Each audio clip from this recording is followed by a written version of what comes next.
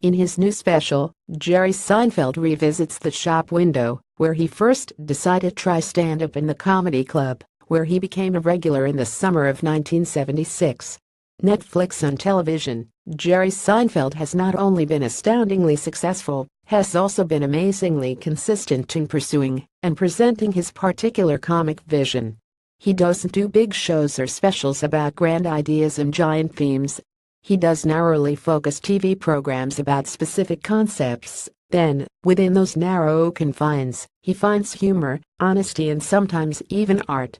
With Larry David, he created the mega-hit NBC sitcom Seinfeld, commonly and aptly described as a show about nothing. After that, Seinfeld created a series for Sony's streaming service, Crackle, which is brilliant in both its narrow focus and its perfect execution.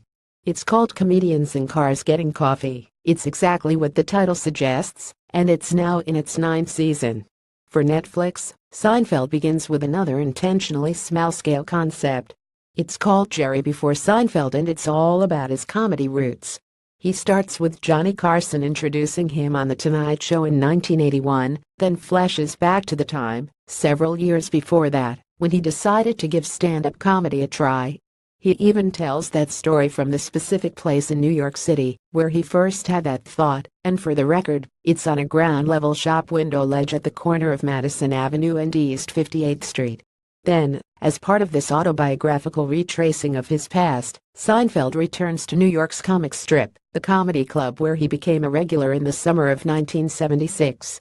The club is retrofitted to look like it did back then, so Seinfeld performs in front of a red brick wall, happy to tell some old jokes, including one of the jokes from his original comic strip audition.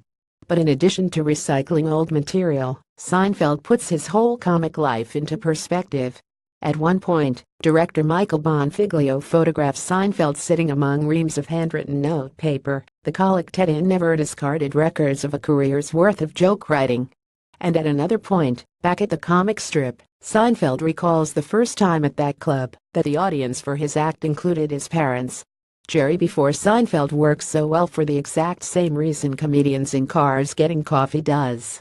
It knows exactly what it wants to do, never wavers, delivers precisely what it promises, makes you laugh a lot, then runs the closing credits long before you think of getting bored. The personal touches added, like the home movies and the visit to the outside of Jerry's childhood home, are nice and smart grace notes. But Jerry Before Seinfeld doesn't need them, really. It's the best kind of minimalist comedy television. Just a comic, a mic, a stage and an audience. Jerry Seinfeld has been doing it for more than 40 years. Now in his new Netflix special, he reveals how he started and demonstrates, once again, just how good it has gotten.